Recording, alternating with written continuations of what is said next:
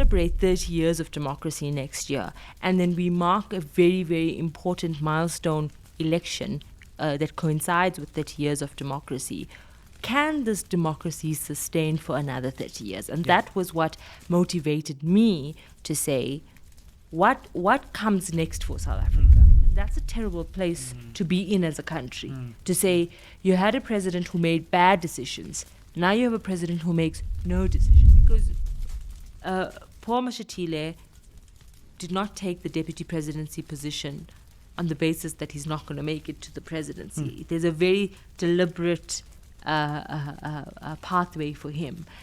He's not going to be a David Mabuza in any way. So on one hand, and the second thing is, there were very simple, easy solutions recommended by the Chief Justice against the exacerbation of state capture that has not been implemented.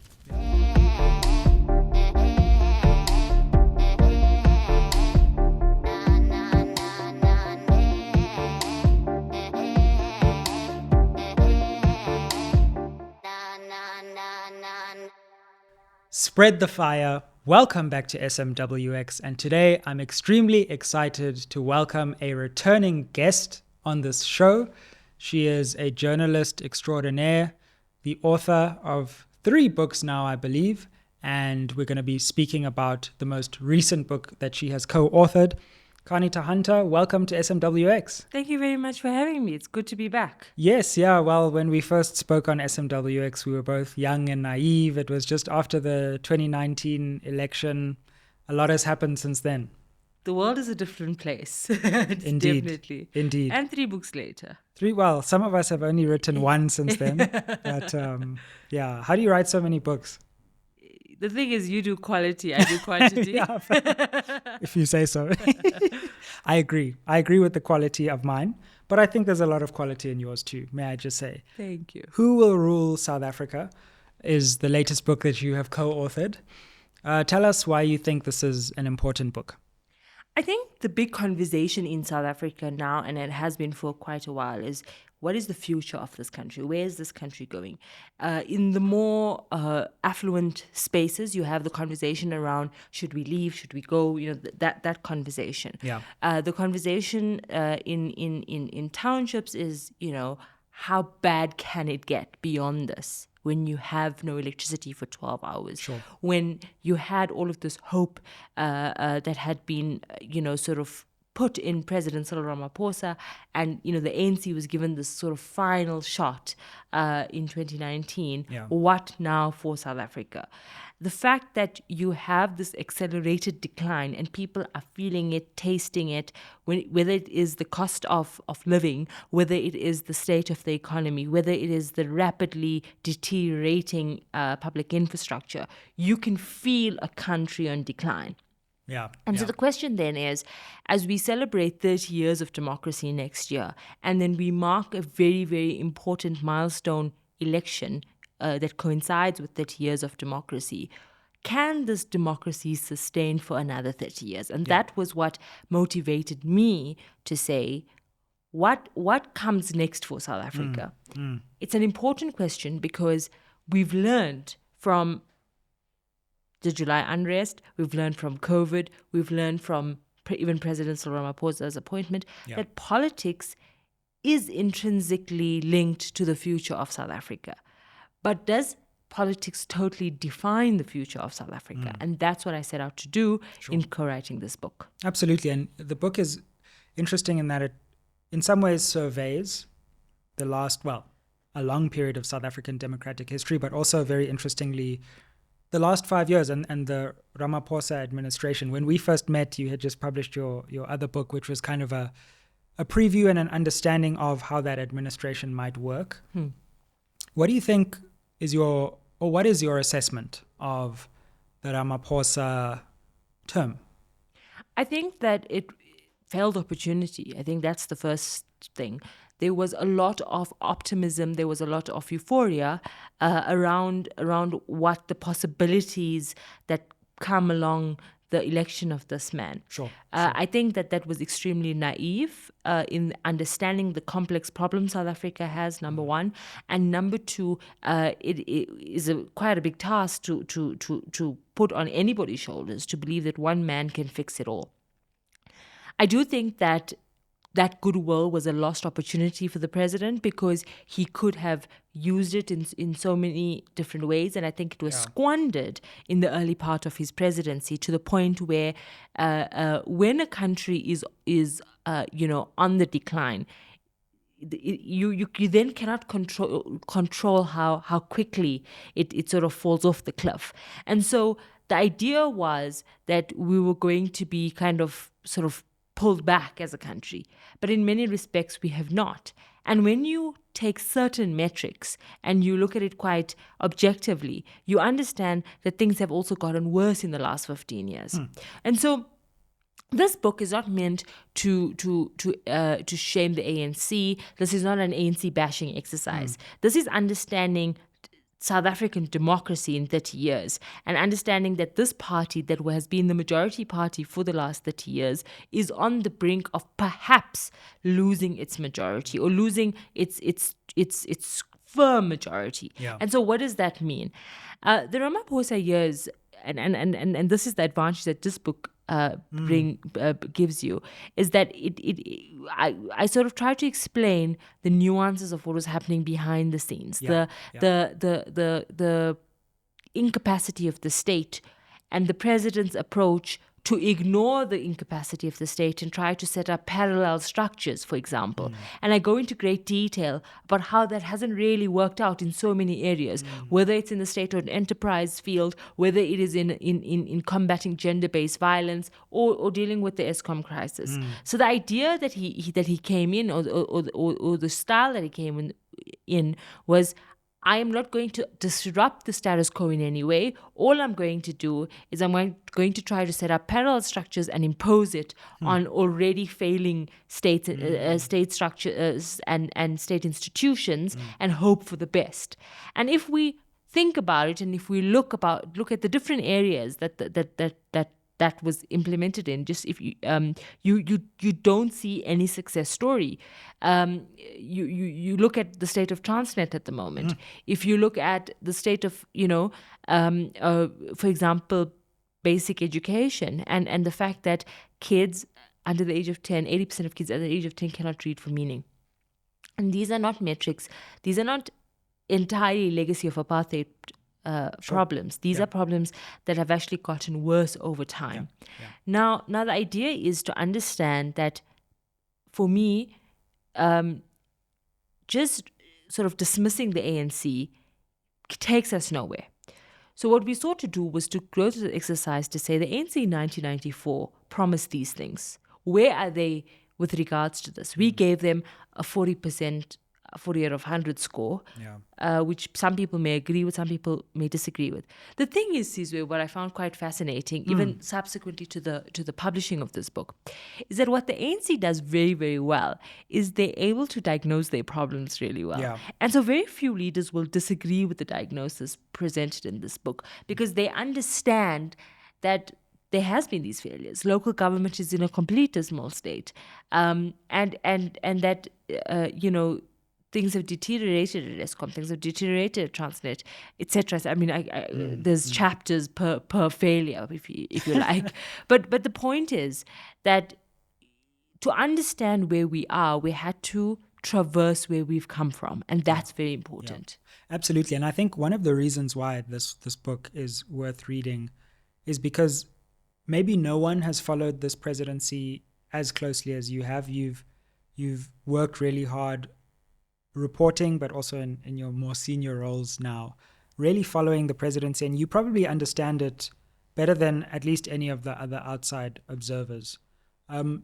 What do you think characterizes the Ramaphosa presidency, and help us understand whether strengths or weaknesses, what has gone into this presidency from the way that you've been able to see it and understand it?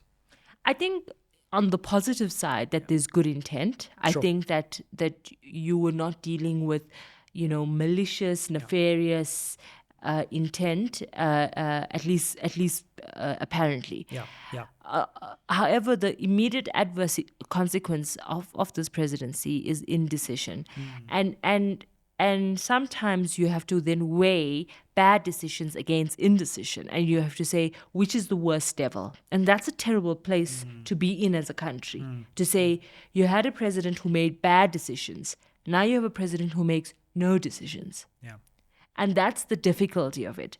You also see a president who put party before state, and he would argue that it was successful in the sense that the ANC is more united now. The RET faction, so-called RET faction, is dead in the waters within the ANC, Sure. if you like, and that the party has wholeheartedly adopted reform agendas.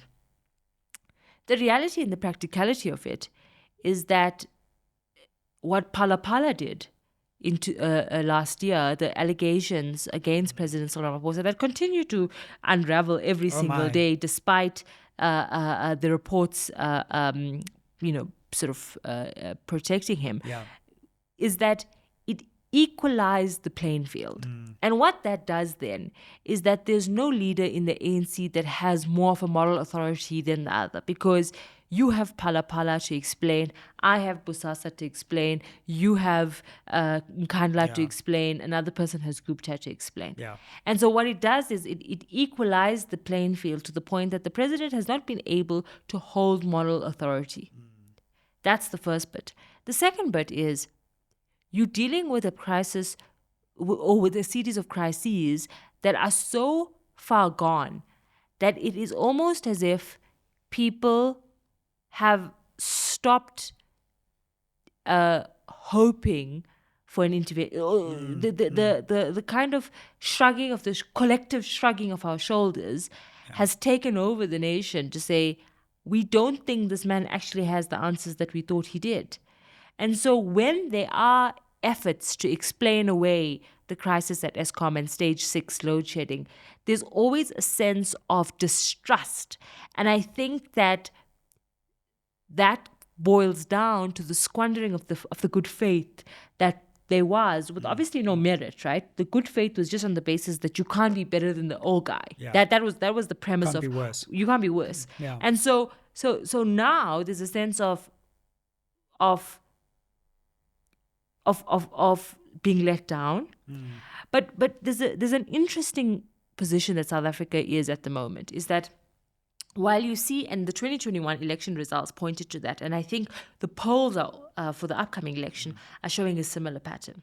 While you see a rapid decline in support for the governing ANC, you are not seeing a rise in support, accelerated support for at least the second or the third opposition party that comes after the ANC. And that is so bizarre in many ways. It also points to a nation that is perhaps disillusioned by party politics. And I think that coalitions on a local level, especially in the metros, but all over the country, have exposed to South Africans the notion that one may not be better than the other. You have a DA mayor in Tshwane. It's not great. You have an AIC mayor in Ekurhuleni. Things are dismal. You have an ANC mayor in eThekwini. Things are awful. So that idea that the opposition is a viable option, it almost became a scenario, and I mean, we unpack this in great detail when we deal with coalitions, is that political parties, especially the small ones, almost sought to say, if we can't beat the ANC, we'll join the ANC. And so you're seeing a replica of that, what one may simplistically call bad behavior, even in opposition benches, and even when the opposition are given the chance to govern in municipalities. And I think that that's an interesting a dynamic going into next year's election, the hyper-fragmentation of opposition and the lack of a very serious alternative contender, even with 30 years of ANC failures. No, absolutely. And I think one of the interesting questions to me as well is, because there's such a tenor of criticism, justified because the country's quarter to falling apart. Yeah. The question also needs to be raised, what has President Ramaphosa done right? And what has the ANC done right? And I wonder, with the hindsight of this book, your work, what you think has gone well in the last 5 years, because of course we're all well aware of what hasn't. For example, one thing I'll certainly concede is there's no real attempt by at least the top of the presidency of like intense state repression. I don't feel like people and journalists are worried about actually being repressed by the Ramaphosa administration. And there was a period where it was actually getting a bit worrying, like, you felt you might be targeted for criticism. And I think Ramaphosa can actually take criticism relatively well. I should know, having been one of his strongest critics. But yeah, what about the other side of the coin? What do you think has gone well? Yeah. So I said this to someone recently, and I reflected in a column on News 24 when I turned 30, and I said I had gone to an engagement with President Cyril Ramaphosa in July, around July, and it was a close-knit group of editors and senior journalists, and we were talking to the president, and the president wanted to hear, criticism from us around, particularly about the debacle of the journalists that went to Poland for the peace visit, or the negotiations that the African heads of state tried to embark on between Russia and Ukraine. And I had said to him, your foreign policy is wishy-washy. So I looked the president in his eye, right? And I mean, that was not the most harshest sort of criticism I've leveled against the president. Yeah. I had once said that he has quiet quit, and that classic column. Yeah. So I mean, and a colleague who is from another African state was sitting next to me, and he had said to me as we were driving back to Joburg, he says, you guys take for granted the ability to ask your president questions. And I said, well, it's a very rare occasion because he generally doesn't take questions. And he says, the ability for a 30-year-old journalist to say to a head of state, your foreign policy is wishy-washy, and the president taking it. Yeah. And there's no fear of reprisal, there's no fear of arrest. And I said, that's not his favor to me. That is the positives of democracy that was very, very, expensive, right? And so the favor, so the conversation around is South Africa a failed state is a silly conversation to have, right?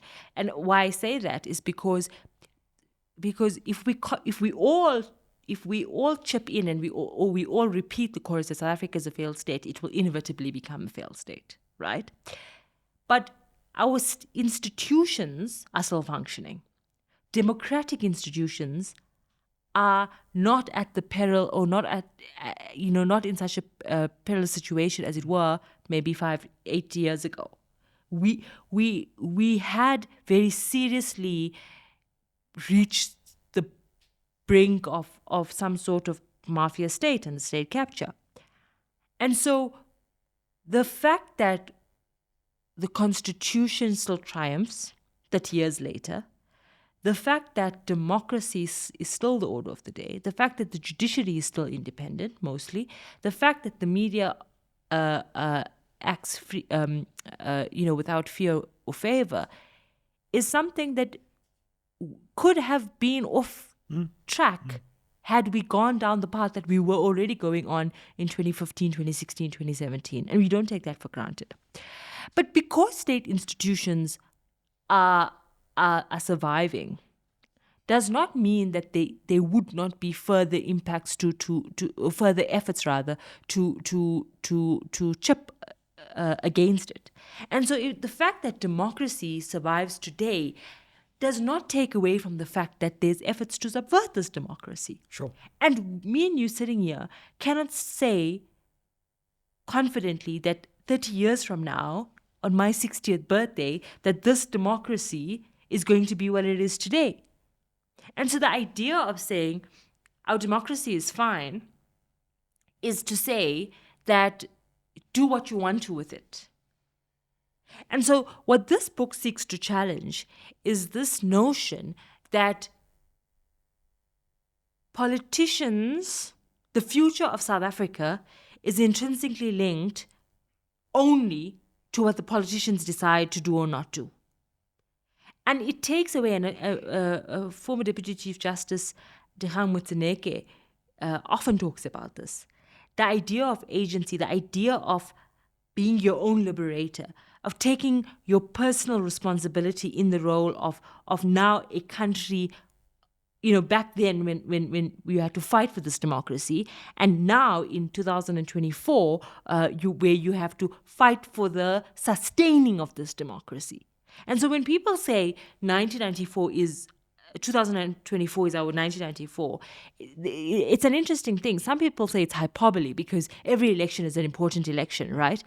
But and the second criticism around that ideology is that the ANC is not an illegitimate government as it was in 1994, where people were voting out an illegitimate government. But that's not it.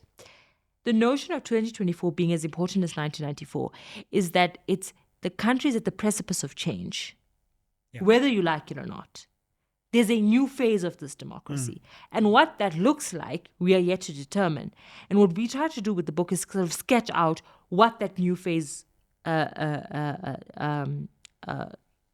can look like. Yeah.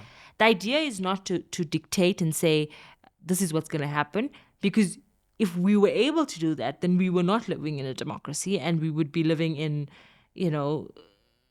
a country that starts with a R, up North Africa, where elections are predictable. And so the idea here is to say we are at the precipice of something, and anybody who denies that is denying the reality. Let's just hope after this interview we aren't both arrested, by the way, because that could also happen, and that would be awkward. That would be very awkward. No, absolutely. And let's get onto that future, because you do start to sketch potential futures and also potential configurations after 2024. We haven't really, I feel like, as a country, appreciated just how new everything could be after this election, and how many unexpected things could happen once the ANC no longer dominates the political landscape. Talk us through some of the unexpected and new things that could be on the other side of this 2024 election. What I appreciate about this democratic system, the governance system in South Africa, is obviously we have three layers of governance. You have national, provincial, and local government. And I think what was been happening at local government is a good dress rehearsal for what could happen in provincial, or what will happen on provincial level, and what could happen on a national level. And so we now know multiple things. Number one, the ANC will not rule until Jesus returns, because Jesus has returned in some way. And someone made the joke that he probably is en route to KZN and is just having a pit stop at Harrismith, but I will not continue with that joke. But so when you talk about positives, the positive is after 30 years of democracy, there's a liberation movement that is aware of a possibility that they could be voted out. And you're not dealing with a situation where we are worried that if their majority is reduced, that there would be all sorts of manipulations and not just yet, right? Agreed. So the fact that we have scenarios where the ANC had been booted out of office and they accepted that in municipalities, that's interesting. Secondly, we have the different configurations of what can happen based on the municipal scenarios. And for me, it's important to understand of how these things play out, because politics never ever happens just in a vacuum. It always there's always a reference point. And so the one possibility, the ANC just kind of clinches a majority. That's your Mangaung example, what we call a Mangaung example, where the ANC just got one seat extra. Yes, they're governing, but it's not without its turbulence, because rogue councillors. So, MPs who disagree with the president could vote with the opposition. So it's still an unfortunate situation. Just to focus on that, because that's a really interesting point, because typically we think, well, if the ANC gets 50% plus one, well, then, 2024 wasn't this big moment. But actually, really is. Even if it gets 51, let's say, that's a different ball game. Like when I was watching the vote on the new public protector, yes, something happened that I'd never seen before, which was they were counting the votes, and you could see in the ANC MPs' faces that they didn't know if they had the votes or not. And I was like, that's what Parliament is supposed to be like. You're not supposed to be able to... A rubber stamping of the executive. Exactly. Yeah. Now, even if the ANC is at 51, every vote that goes to Parliament could be like that. Yeah. And it changes the game in terms of, okay, yes, you can comfortably appoint the Parliament, the ANC can elect the president from its members. Sure. But what happens when you need to change the constitution? What happens when you need, legislative change? When your MPs just don't show up for a sitting, right? And then majority just doesn't go into your favor. It changes the game, and that level of scrutiny and the breathing down the neck of the ANC. A 50 plus 1, it means a kind of around 7 to 8% loss, percentage point loss, and that is significant. That is, some people are predicting massive 15-20%, which we've not seen in recent electoral history in South Africa. But that scenario of the ANC just about clinching a majority is a possibility, but at the same time it doesn't come without its pitfalls. Then you have what I call the Rustenburg scenario, where the ANC's majority declines, but it only needs one or two smaller opposition parties to help it. So you give Al-Jamaa a seat, you'll give, someone else a seat. Next thing, Al-Jamaa becomes the president of the country. Just like we've seen crazier things. So that's that scenario where the ANC majority reduces to below 50%, but then can strike deals with one or two smaller political parties to take it above the 50 plus 1 threshold, and things are relatively stable, and patronage networks around rewarding coalition partners with positions, etc., saves them. Sure. Right? And I think that, and this is an assertion we make in the book, that some of the deals that they make on local level is kind of an insurance policy for that scenario. Interesting. So whether it's your AIC, whether it's your Patricia de Lille's Good, whether it's your Al-Jamaa, for example, these parties are more likely to side with the ANC than they would with the opposition. Then comes the scenario of the ANC losing its majority, the ANC losing its majority by at least, to the lower 40%. In that scenario, it has two options. It can either go with the second largest party, which is the Democratic Alliance, or the EFF would be the third largest party, as the polls predict at the moment. And that's where things get interesting. Oh, yes. So talk us through the first scenario. We'll get into the second as well. But your book makes some interesting revelations, as it were, about a grand coalition between the ANC and the DA, and how that has actually been contemplated in more depth than we understand. Absolutely. I think that the ANC, or factions of the ANC, believe that it was inevitable that when it comes to crunch time, that they would have to just work with the EFF, and that would be an easier fit, right? And the EFF is expecting that in terms of how they kind of co-opting ex-ANC, sort of RDT, Zuma supporters into their ranks, etc., right?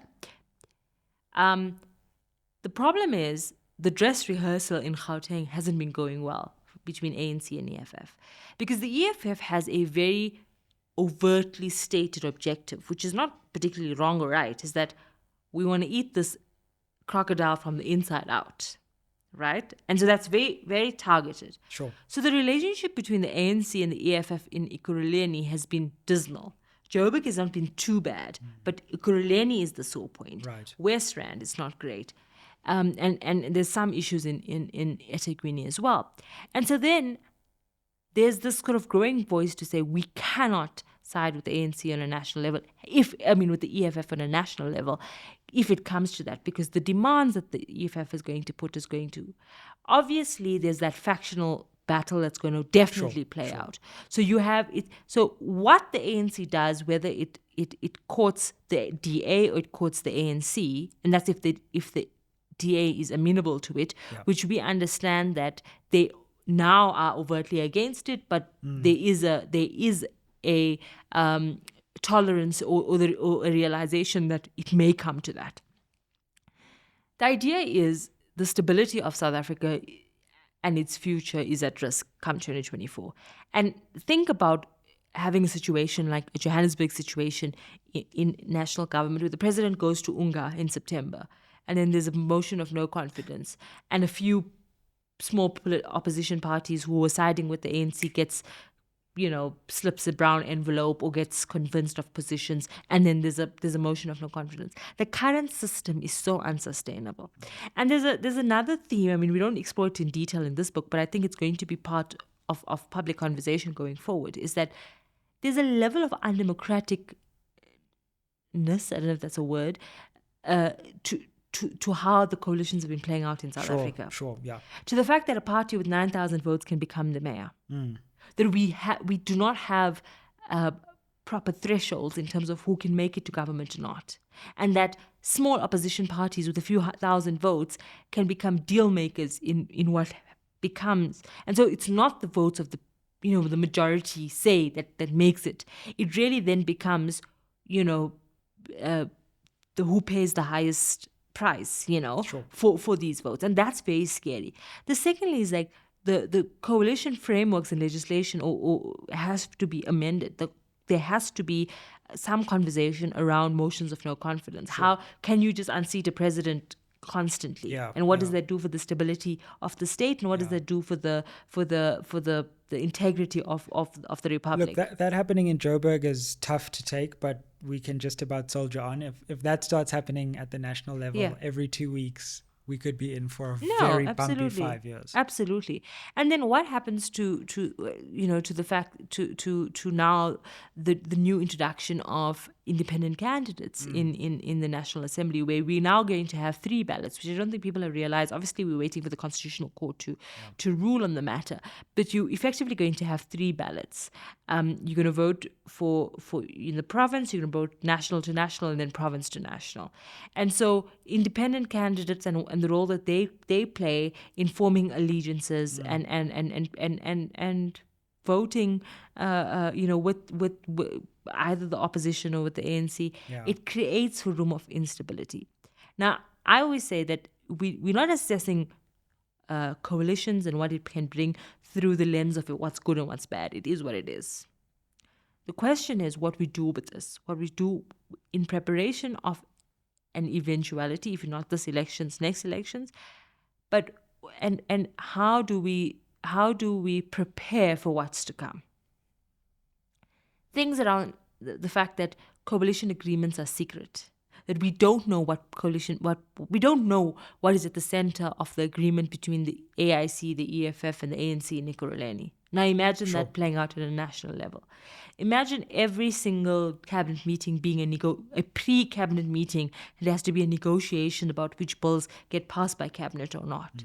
Just think about what it means just in terms of service delivery and in terms of the state actually, the wheels of the state actually turning. And we see a really, really good example of the consequences of political uncertainty on the civil service, as we see in Johannesburg, as we see in other metros. That when things are dysfunctional politically, it just inevitably translates into a failure of the bureaucracy. And then when the bureaucracy fails, that's when you are without electricity for 5 days and when I don't have drainage for 2 months. Yeah, absolutely. I guess on that note, again, to come back to your knowledge of the Ramaphosa presidency, there's a really interesting opening to the book as well, where you go into that moment where he was on the verge of resignation and talk us through how he was walked back from that. How do you think he survives in each of those different scenarios? And do you think he remains president or intends to remain president in each of those scenarios? I think that whatever the election outcomes plays into the hands of ANC factionalism and what succession looks like in the ANC going into 2027, is it? Yeah. And so we are yet to see the full extent of that, because what the ANC does really well is that when it comes to an election, when it comes to crunch time, they're able to rally together very, very well. But will there be, whatever the outcome is, will be used in his favor or in his or against him? And so the idea, when you around the 2022 ANC internal election was that we need a figurehead to carry us across the finish line in the next election, and the only person to do it is Cyril Ramaphosa. And by the way, very interesting sections in the book about how that all happened, and yes, the viewers and listeners should also read it to understand what was going on behind the scenes in these key moments. Also, the thing is that what we've come to realize is that a lot of the support for Ramaphosa, or the people that carried him across the finish line in 2022, Nasrec 2.0, were people who may not be his avid supporters, and people who actually may be against him on many levels, but understood the need for him in that moment. Yeah. And that's why that desperation to talk him off the ledge of resignation with the Pala situation was that if he goes, that opens the way for someone like a Paul Mashatile. You'd see on the cover of the book, we have people like John Steenhuisen, Ramaphosa, Julius Malema, Herman Mishra, but we also have Paul Mashatile. Yeah. Because Paul Mashatile is an important player. He does not hide his ambition for the highest office. I think since he came into office, he's probably the busiest deputy president this country has ever had, in the sense of, attending events and doing things and trying to be visible. Because Paul Mashatile did not take the deputy presidency position on the basis that he's not going to make it to the presidency. There's a very deliberate pathway for him. He's not going to be a David Mabuza in any way. And so the idea is, how urgent will that ambition and that hunger for the highest office be with him, and what does that play out in terms of the internal cracks within the ANC going forward? And so a lot of, that's why I say, a lot of what happens, the outcome of the election plays into that fracture, especially then when if the ANC loses its majority on a national level, how that plays out into the ANC factionalism. What we understand about Ramaphosa is his thirst and need to protect his legacy and to protect his image as this Mandela-esque kind of unifier leader. And so there's always an effort to almost not, wrestle in the mud. But at the same time, when you see what has happened subsequent to that in terms of Pala, you also see political tactician at play. So there's a bit of kind of, on one hand, that level of larger than life. I'm bigger than than petty politics. But at the same time, you're seeing ferocious efforts to play politics in what we've seen play out around just, if you just isolate Pala. Yeah. So what happens to Ramaphosa? I think that he has shown that he does not have the appetite to want this very much. And I think that has been his strength, especially in the last year, where I don't need to be here. So if you that looming threat of we're going to get rid of him loses its sharpness because, well, the man doesn't want to be there. But on the other hand, it has consequences for the country, because you need a president who wants to do his job. And so the idea then of, and I mean, to be fair to him, it has almost neutralized his internal political opponents. Therefore, you see movement around privatization, where in the past you probably would have seen a lot more contestation. Or you see movement around public sector working with government in terms of energy reform. And you see movement in the criminal justice system that you haven't seen before. So I'm saying we're being fair to the man, yeah. Yeah, no, absolutely. But at the same time, you also see political opportunists sit back and wait for you to hang yourself enough, Yeah, and then see and be ready to seize the moment when the moment arises. And that moment's never going to be before an election. It'll always be after an election. Well, what's fascinating about that is that we've never had a president who was prepared to walk away from the presidency as much as Ramaphosa. So he's not going to do anything to stay there. Which is a good and bad thing. Exactly. But ironically, the time that the ANC might need Ramaphosa the most is if they fall below 50, because Ramaphosa can't do a lot of things, clearly, but one thing he can do is cut a deal. Cut a deal which usually leaves him at the top of that deal. Yeah. So he can cut a deal for power, and he can talk across the aisle quite well. Yeah.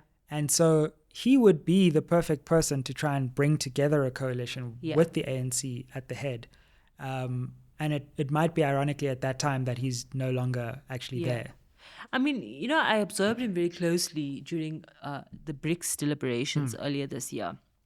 And you see him, and I mean, we talk about this in the book, around COVID and the the president that he was on an international scale. It's almost like a tale of two presidents, right? Yeah. When it comes to deal making, when it comes to negotiations, when it comes to consensus building, we cannot underplay Ramaphosa's prowess in bringing people together. Even holding the ANC together. And holding the ANC together. That's why I say, I mean, if ever there was a situation where somebody got the wrong job, you see it on these displays especially on the international stage, where you say you shouldn't be president, you should be UN Secretary General. You should be the head of the AU. You should be that kind of where that consensus building is enough. But when you run a country, unfortunately, as much as they are positive green shoots, and they are, it's that urgency that's necessary, the ruthlessness that's necessary, the ability to make hard decisions supersedes any other positive intent. And so the idea then to say, this deal breaking, this negotiations, this skills, how much of it deals with the urgency of the problems that we're facing? And when you look at the crisis around the economy, when you look at the crisis around state-owned enterprises, when you look at the crime situation, you understand that you're dealing with a situation where the deal making and the consensus building, etc., is not yielding results fast enough, and therefore the problem is actually getting accelerated, and it's getting worse. And so that's the tricky balancing act. Yeah, absolutely. There's a lot in this book. One of the interesting parts, you break the book into 3 different parts, but you've got a part where you kind of survey different promises around the economy, Eskom, state-owned enterprises.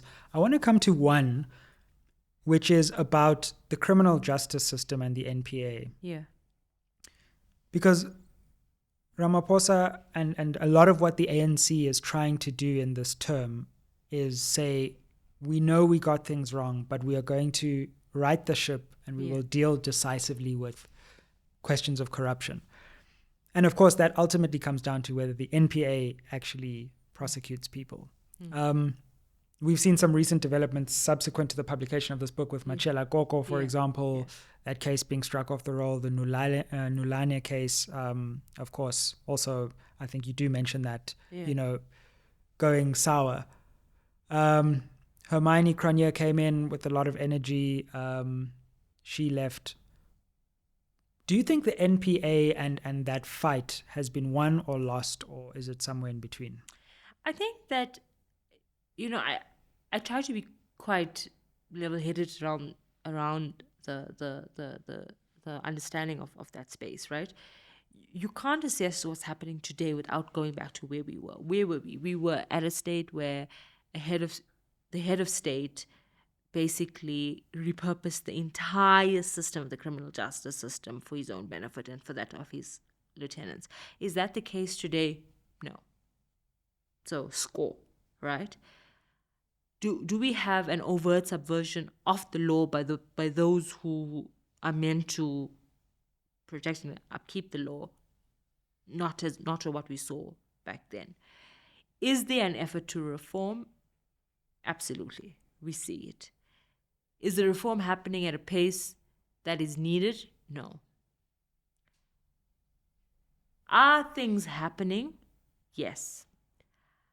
But I make the argument that the pace of reform is too slow for the pace against the pace of those holding on to the dysfunction and or those who benefited from the rot within.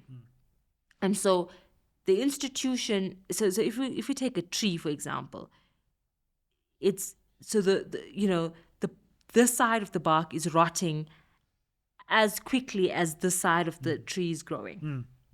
And so you have to constantly counterbalance this negative element of the criminal justice system, whether it's the NPA or the Hawks or the crime intelligence, against this positive green shoots, which are there. Yeah. And I mean, Bheki Cele spoke to the South African National Editors Forum Council meeting over the weekend, and he says, as much as there are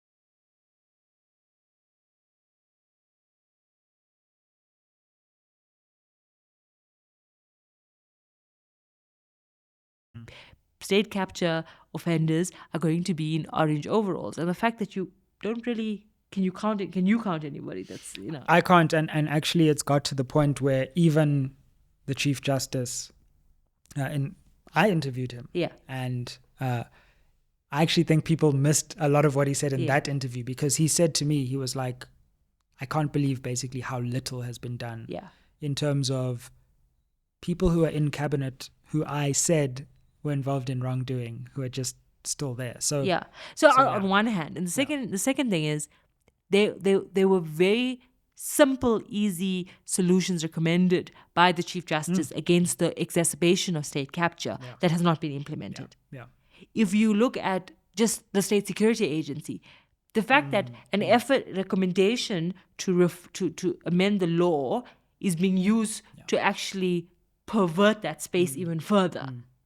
And you see it in different iterations across the state. Yeah, absolutely. And so the idea then... Same with the NPA. We're waiting for laws to be passed to actually do stuff. So now you have this ID that, but it's never... It's not empowered in the way that it needs to be empowered. Yeah. And so when you have a decision like you had this week with Machela Koko, the case being struck off the roll, an ordinary person in the public doesn't understand the technicalities of the law. They don't understand that if a case is struck off the roll, doesn't mean a person is innocent, because there's reams and reams and reams of evidence before the Zondo Commission, before so many different tribunals around this particular case. The issue is, it's just another example of the dysfunction of the NPA. And so one has to then question to say, who then takes responsibility, and at what point can we stop blaming the state capture years? Similarly, the case with state-owned enterprises and Transnet and Eskom. At what point do you say that you have to say you no longer can blame Brian Molefe or Machela Koko? At what point is it to say that, yes, the rot in that era is widely documented and accepted in many quarters, but then, so does that absolve the leadership of Andre de Ruyter and subsequent to him from any positive upshoots that's meant to have occurred, or any changes that are meant to occur since then? So the same thing applies in the criminal justice system. So yes, while we applaud the fact that maybe you don't have people who are found to be willful lieutenants of a sitting head of state in key positions as deputy directors of public prosecution, at the same time, inefficiency can be tantamount to corruption. So that's the heartbreaking situation of where we are as a country. You have to choose your poison. Corruption or inefficiency. Those are the options that we have, and that's really, really sad. So let's come to the writing of this book, your third. What was different about the writing of this book? I think that so writing this book sent me into a state of despair personally. It also so one of the, if you ask people who know me, one of my main characteristics is I'm hugely optimistic as a person and hugely optimistic as a journalist. And the idea of always giving people in situations the benefit of the doubt. And I think that writing this book was important for me in trying to find the silver lining and trying to find those green shoots and trying to understand that if we as a society, South African society, believe that this country is going down the drain, we are fast tracking that process of the country going down the drain. You forget a lot of what happens over the years. Yeah. And so sitting down and forensically detailing what has happened in different areas, whether it's criminal justice system, whether it was with the state-owned enterprise, whether it's with the state itself, you understand what a rough ride South Africa had been in. And it almost exhausts you in some ways. But writing this book for me was to say, all right, so everything's bad. What's good? What's going to sustain us for another 30 years? And then obviously co-writing a book is interesting because you then come with different perspectives and you come with different worldviews. And obviously we don't kind of write the book at the same time. You write the chapters that you are more stronger at and topics that you are more comfortable with. And my co-writer Adrian Besson wrote, especially the earlier chapters where he had obviously a firmer grip on. Yeah. But this book is not to just regurgitate headlines. This is to go deep into understanding why that simple question that Tani in El Dorado Park is asking, why is the DA not growing? So understanding why is the DA where it is? What are the EFF's growth prospects? And you can disagree with that, but we're trying to give you all the relevant information and the scenarios and analysis layered on top of each other so that you're able to understand things that, perhaps confuse you or perhaps, are of interest to you. What happens to smaller opposition parties? What are their prospects? Understanding things around the Electoral Reform and the Electoral Amendment Act, and what does that mean? So taking political theory or political abstract and trying to translate it to an ordinary South African. And I think what this book does, which perhaps my first book, Balance of Power, didn't do really well, was write for the ordinary South African, not write for the politically enlightened or the politically elite or the people who are interested or just those, at the, the upper percentage of society that's the chattering class. This book is meant to say, okay, we all freaked out about what is the future of the country. What are the options? What is possible? Where do we come from? And where are we going? Well, Qaanitah Hunter, thank you so much for joining us on SMWX. Thank you very much for writing this book. Certainly an important contribution to South Africa's public discourse and one to read, especially in the build-up to the election. As you know, on this channel, we are really trying to get our head around the 2024 election. And this book is a really important resource for understanding what is built up to this election, what could happen during the election and after. So shout out to you for writing the book and thank you for joining us on SMWX again. Thank you very much. And I hope to be back before elections. Oh, yeah. Before, after, during. Spread the fire and like, share, subscribe, and comment down below. Aye.